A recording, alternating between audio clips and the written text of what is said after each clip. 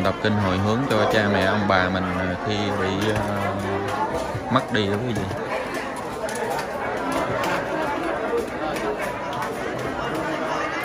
Xả thôi đi có ích. Ti.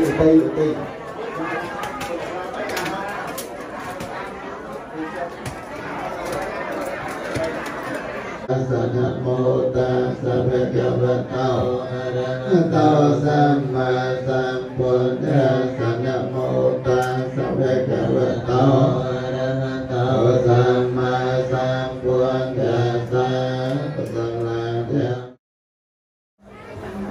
Chào quý cô chú và anh chị, hôm nay mình đang có mặt tại chùa Tà Bà vào buổi sáng 6 giờ sáng quý vị. Hôm nay là ngày Tết cho năm Thơ Mây, ngày thứ 2 của người Khmer. Hôm nay Phật tử tới chùa làm phước rất đông luôn nè quý vị. Đây là sư cả hòa thượng chùa Tà Bà.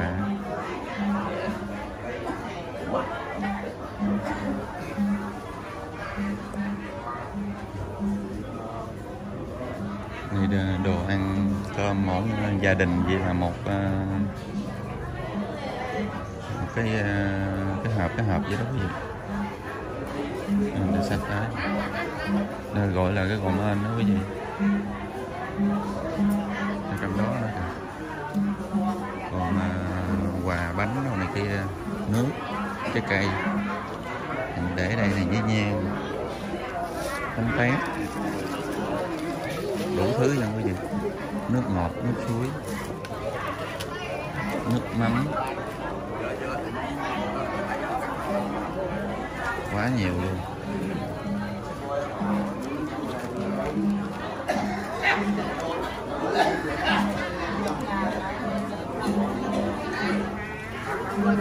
Hôm nay khai sóc đi luôn quý vị, sóc tà hô với sóc tà le.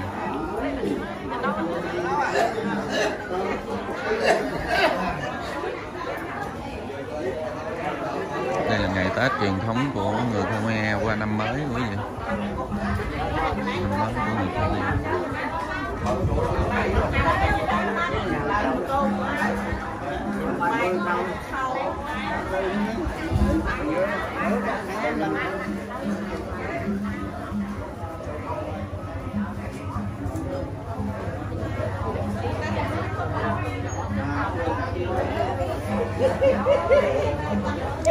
Sáu giờ sáng là bà con tụ họp lại đây rất đông luôn, đến Sala chùa Tà Bà để đổ phước với mừng năm mới quý vị, tới cúng dường cho chùa.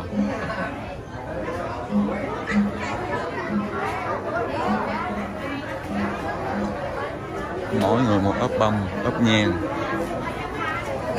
với đồ ăn, trái cây đủ thứ.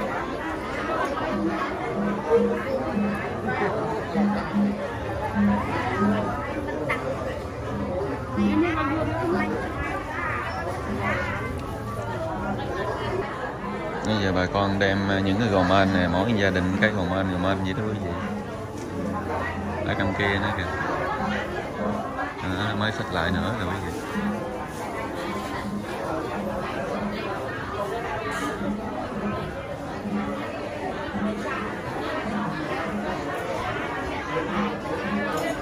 Mạnh ai nấy nhớ độ của mình chứ không thấy ghi tên quý vị.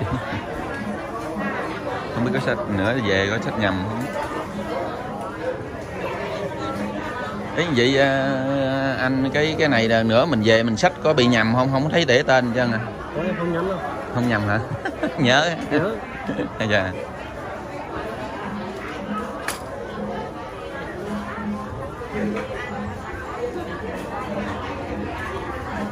Quá nhiều luôn. Mình sách lại nữa. Dưới kia nó còn đang sách dưới lên nữa.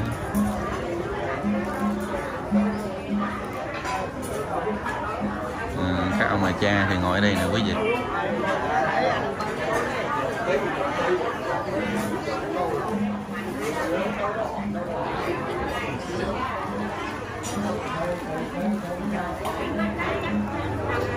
Còn là các cô lão.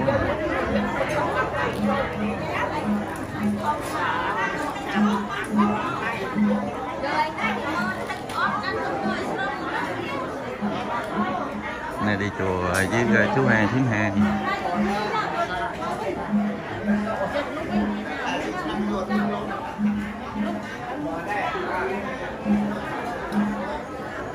Ở ngoài trước này cũng như là cái bàn thông thiên ở nhà bên đạo Phật giáo mình là như quý vị.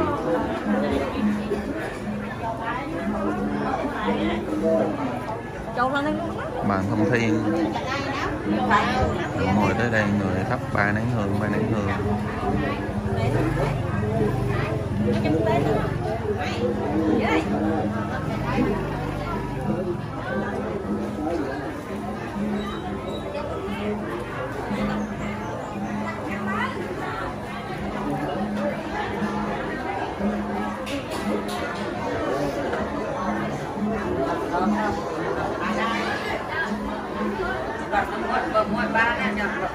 Thường thường các chùa Khmer thì ít có thấy để cái bàn thông thiên ở trước đó.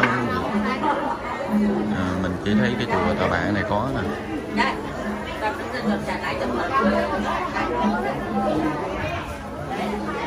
Đây là bên Phật giáo Nam Tông.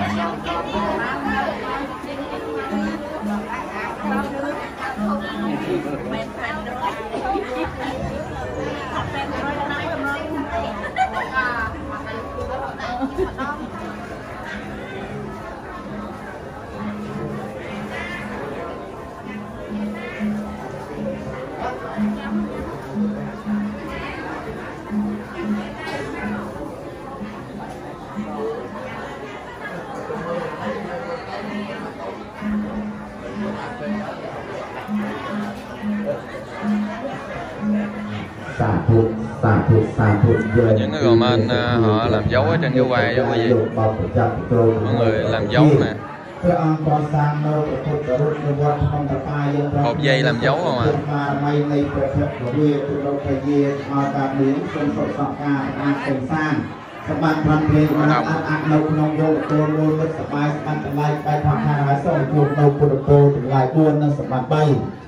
Ye Prathana nâu sạch mặt na bồ ná sô ba sâm rạch đối sạch đấy Prathana.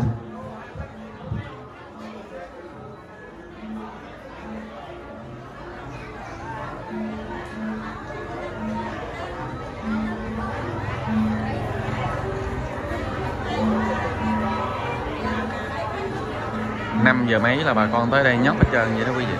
Hiện chắc này 6 giờ 15 rồi.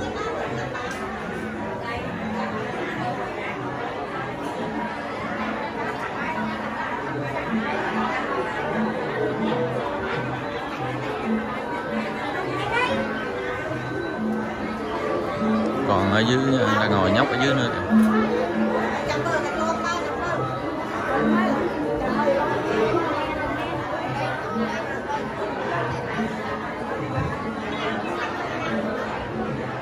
Giờ này các sư vô nè quý vị.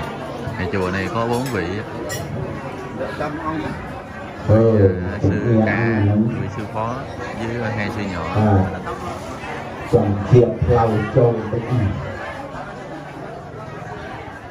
Chùa này đang chuẩn bị khởi công xây dựng tượng Phật cao mấy chục mét gì.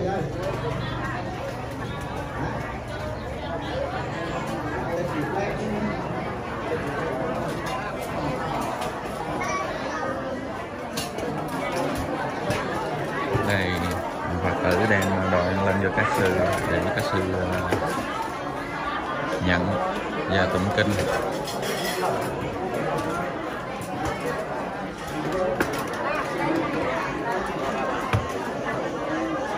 Đây là phong tục của người Khmer, bên Phật giáo Nam Tông quý vị. Thì mình muốn cúng cơm hay là đồ ăn gì cho ông bà cha mẹ mình đó thì họ đem đến chùa để cho các sư nhận và đọc kinh hồi hướng cho cha mẹ ông bà mình khi bị mất đi đó quý vị.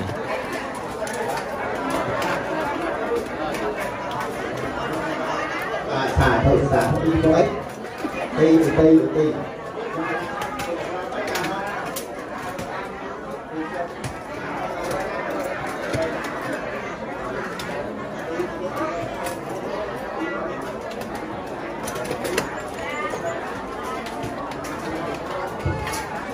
chất lên xung quanh các vị sư cả trên kia cũng vậy.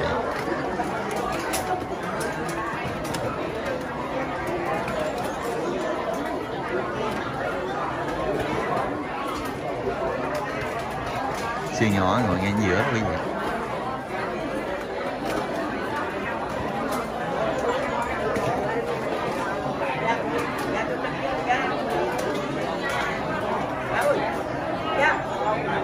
Sư nhỏ cũng có kênh YouTube là Sư Nhỏ TV quý vị. Mọi người vào quý vị hãy vào xem kênh của Sư Nhỏ và đăng ký ủng hộ sư. Sư cũng hay giúp đỡ những người gia cảnh khó khăn quý vị. Bà con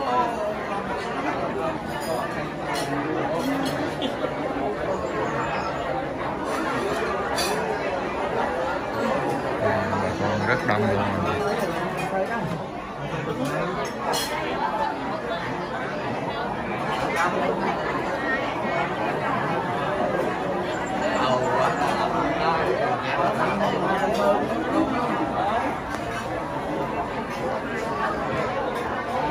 Rồi giáp hết trơn sala luôn rồi. Sala rộng lớn nhưng mà giáp luôn quý vị. Ngồi ngoài nữa.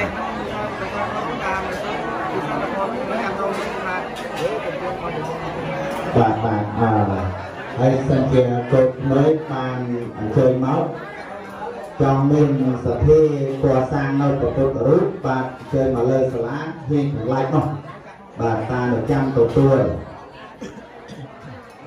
ta cho nên những cái chùa Khmer mà lớn lớn hòa thượng đó người ta hay xa la nó hay xây lớn rộng ra lắm. Hay vậy, những ngày lễ này kia Phật tử tới rất đông. Trừ khi những ngôi chùa mà chăm sóc họ rất ít gia đình đó thì sala họ nhỏ. Còn những cái shop nào mà lớn lớn chùa họ xây sala rất lớn để cho Phật tử tới làm phước đó.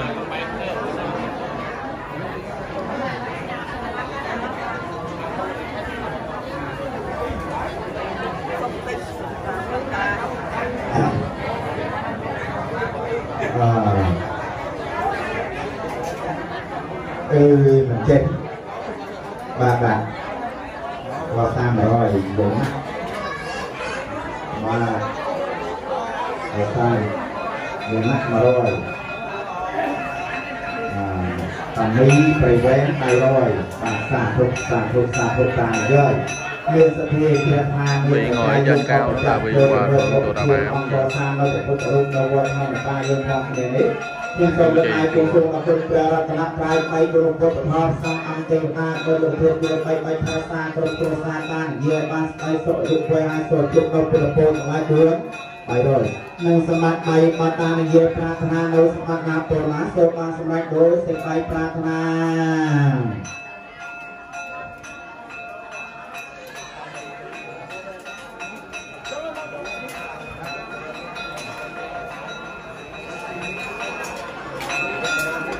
Tới nữa.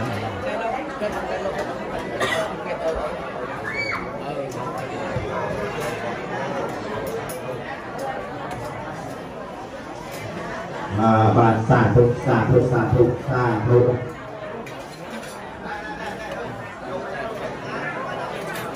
cái sư dở ra cũng như nhận là dùng cho mỗi người một chút vậy đó quý vị, nhưng mà không có hết, chỉ một cái chạm tay thôi là nhận rồi.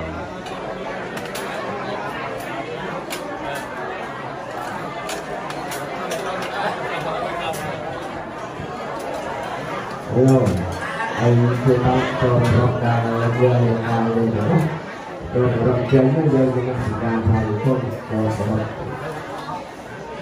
lê lê ba nô ba lê ta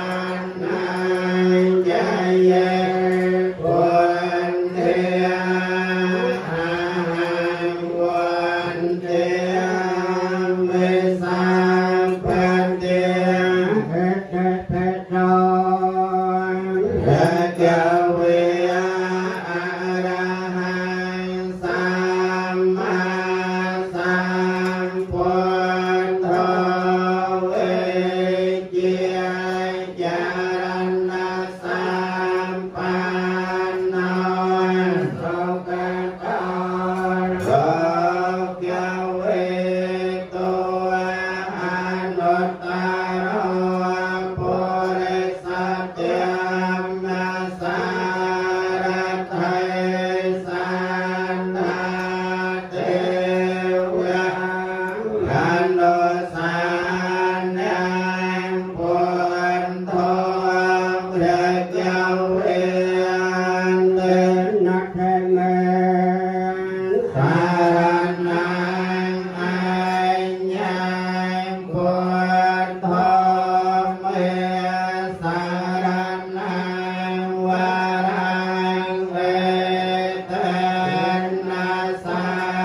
Hãy subscribe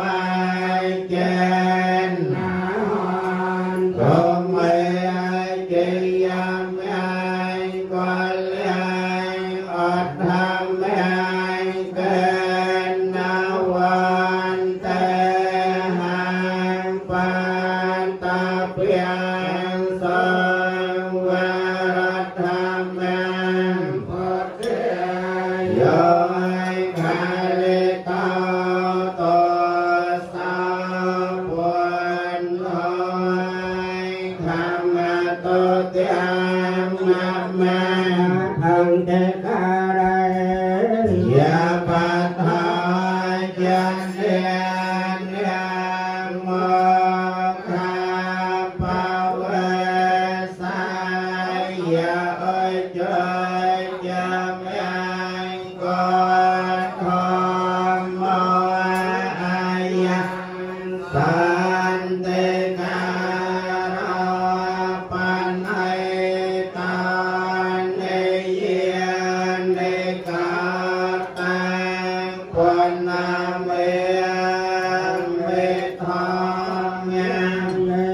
không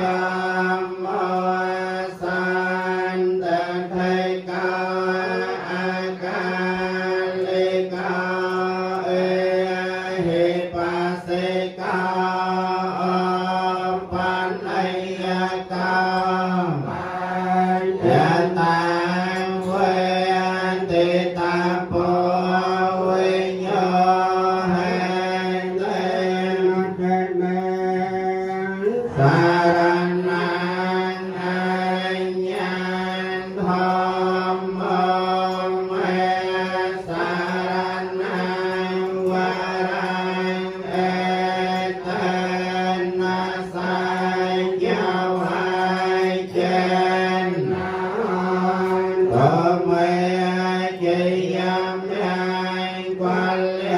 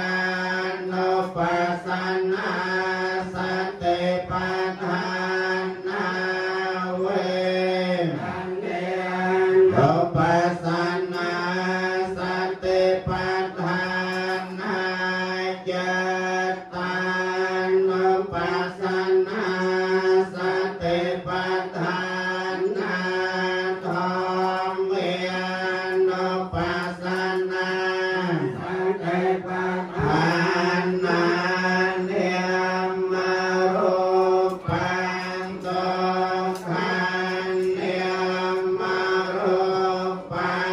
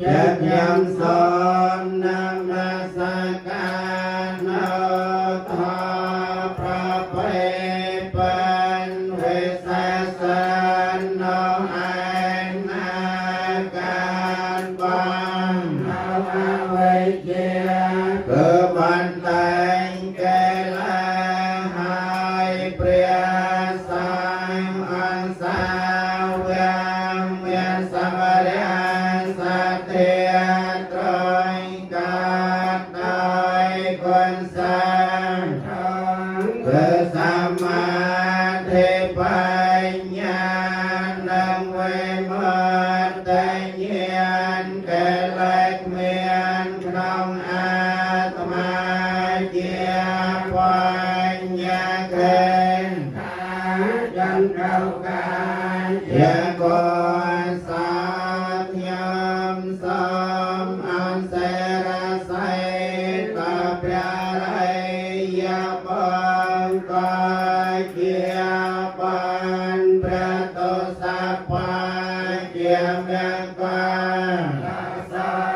san ê chia va mai chân tan nam ya san ai yan nam ya saman no ratana te yang quay nhà phê san tai về ban liang a lan tan ta san no pia ven na ha tan ai yo nam som nam sa ca lực tha an se say ban con con trang bay quân la long trai lộc ca som quan quan qua sa ai an tai yang nhâm na pen was ma kia đôi cho sa không đôi ai som ai con chát quay apam ai quan tiếng lai ai chia chân cha sai tay an ai con tay tiếng ai cầm lại an no pia ponya lia chia pra thiên quang quay ra say miên sâm an san công liên ai con nam sa ca tra ratana prasad pua som an ni sang no ta ta than nam pian hang ca can ya om a than te viên ya kia ma te ca quay nhang nó nam mô chân tôi điện ra can cơ sa san yang a ca san lai cha phô ma ta te viên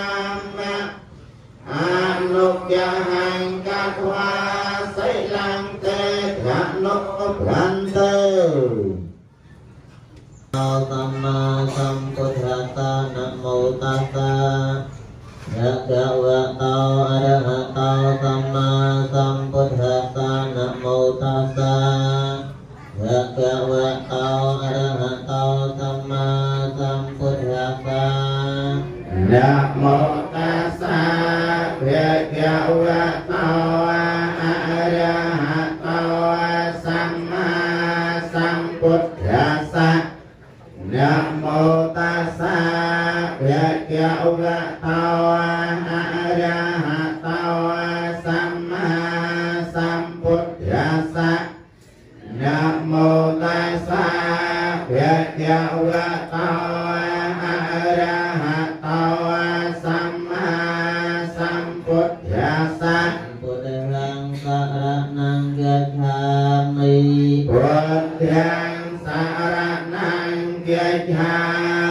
มิมังสารนังเกียรชามิธรรมังสารนังเกียรชามิสังฆังสารนังเกียรชามิสังฆังสารนังเกียรชามิเตยัมเปพุทธังสารนังเกียรชามิตุเตยัมเปพุทธังสารนังเกียรชามิตุเตยัมเปธัมมังสารนังเกียรชามิตุเตยัมเปธัมมังสารนังเกียรชามิตุเตยัมเปสังฆังสารนังเกียรชามิตุเตยัมเปสังฆังสารนังเกียรชามิตเตยัมเปพุทธังสารนังเกียรชา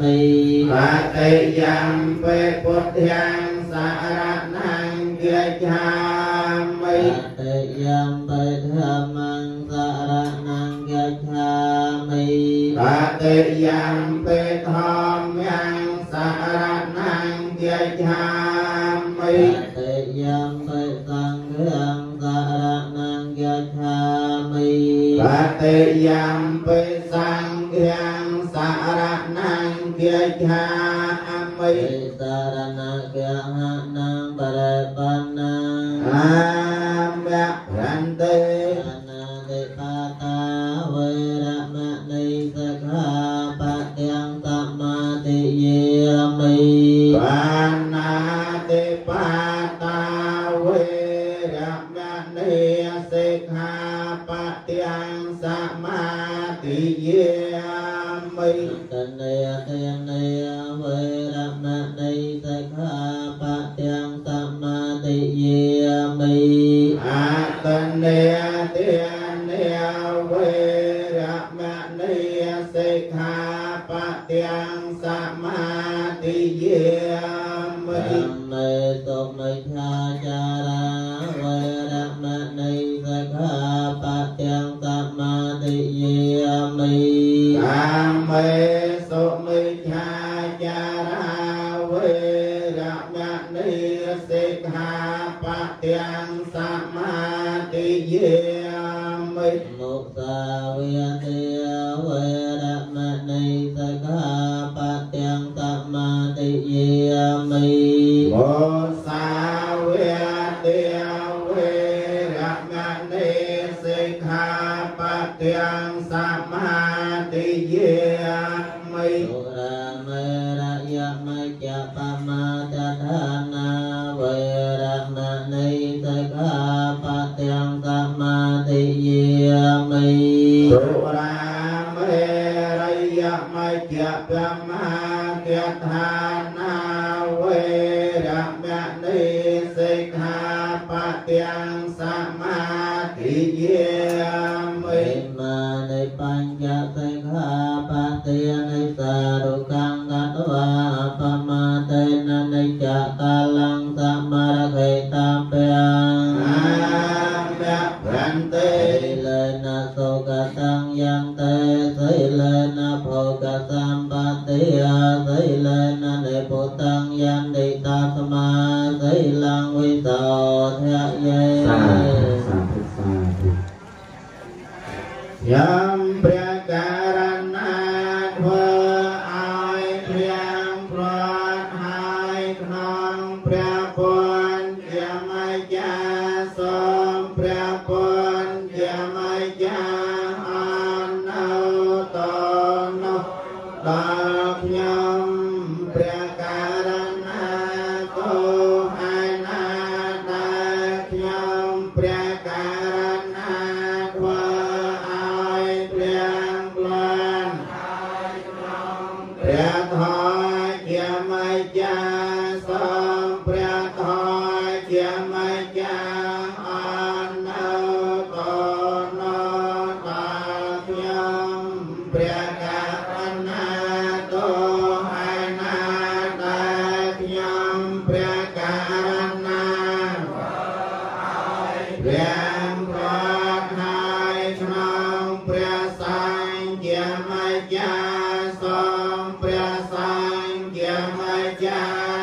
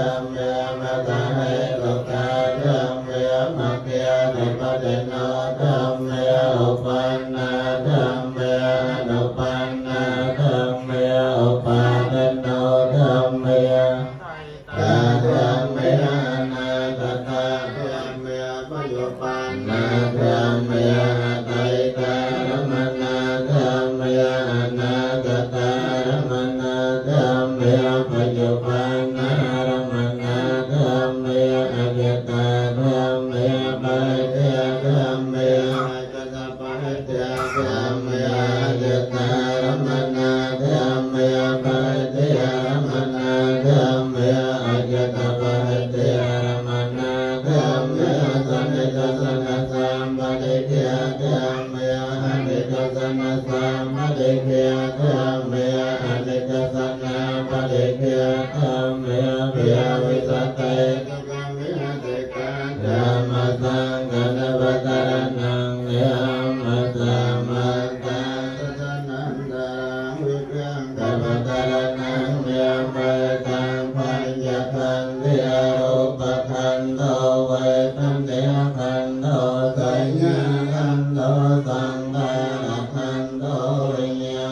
lỡ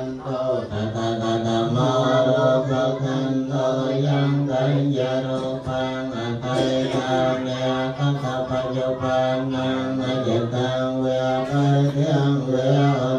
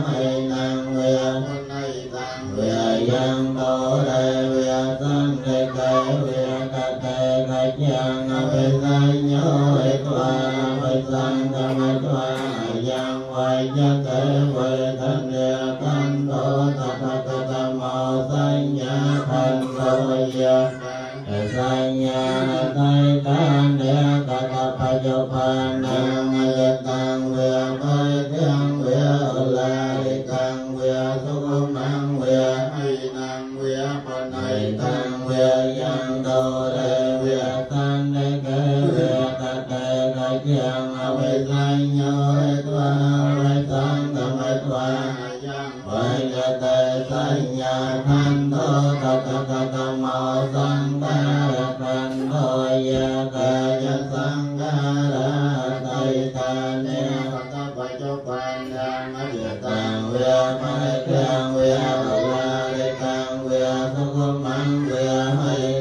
Ghiền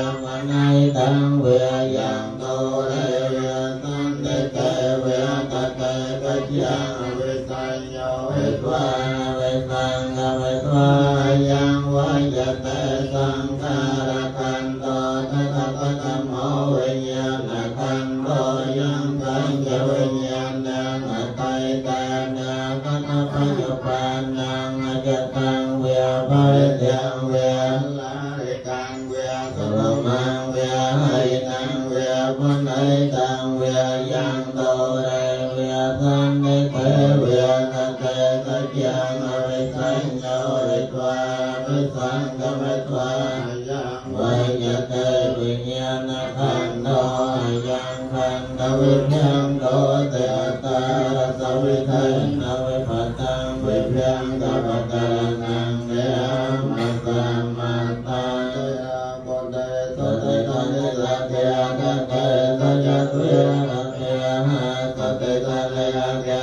Gõ để không bỏ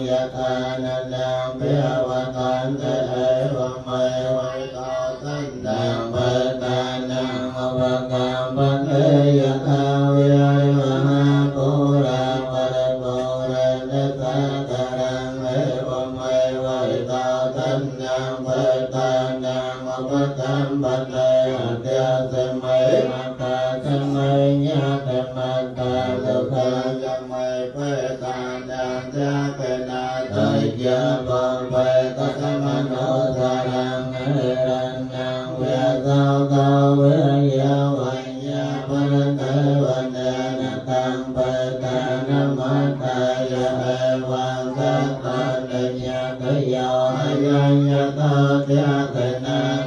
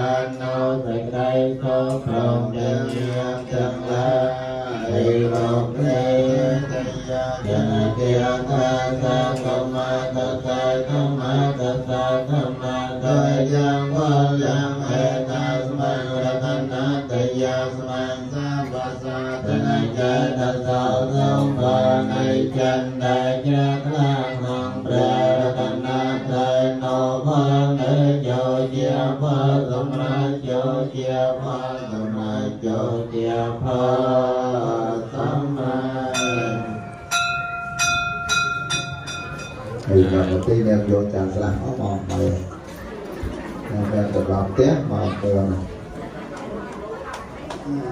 rồi bữa sáng cúng dường cho các vị sư đã xong hết rồi quý vị. Phật tử nãy nay nấy lại lấy nhận đồ cái comment của mình để xách về. Xong hết rồi. Như vậy xem thì like, chia sẻ, đăng ký ủng hộ giúp kênh mình. Chân thành cảm ơn nhiều. Chúc quý vị thân tâm an lạc, dồi dào sức khỏe, an vui và hạnh phúc. Nam mô Bổn Sư Thích Ca Mâu Ni Phật. Nam mô A Di Đà Phật.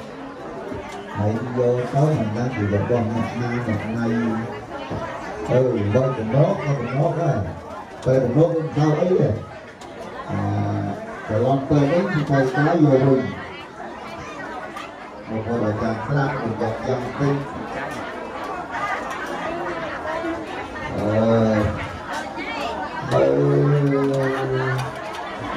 rồi nào ngồi ngay rồi này ngồi ra rồi đó rồi này dùng người đó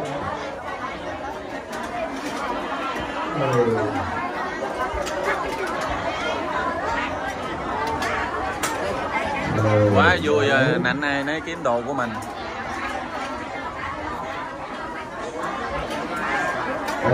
Chạy cầm rưỡi mà chạy rưỡi chơi là vui sao đó cho bạn vui sao bạn chạy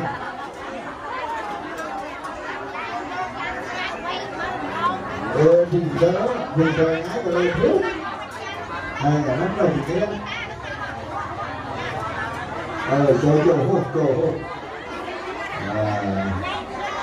cho hô cho mặt ra đập này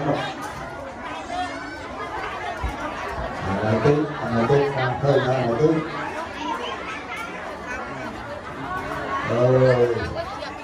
hãy đâu vô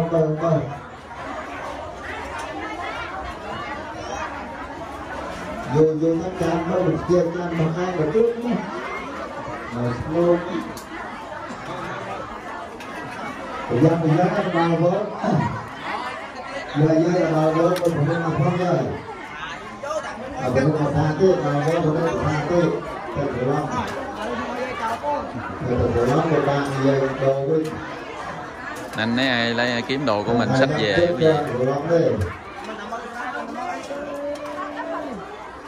Chưa được đây anh cho cái hố đó. Dạ. Ôi, thì lại nó bơi thôi không được.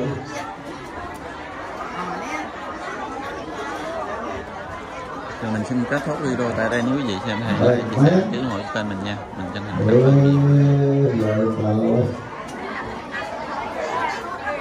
ơn. Nè đây về.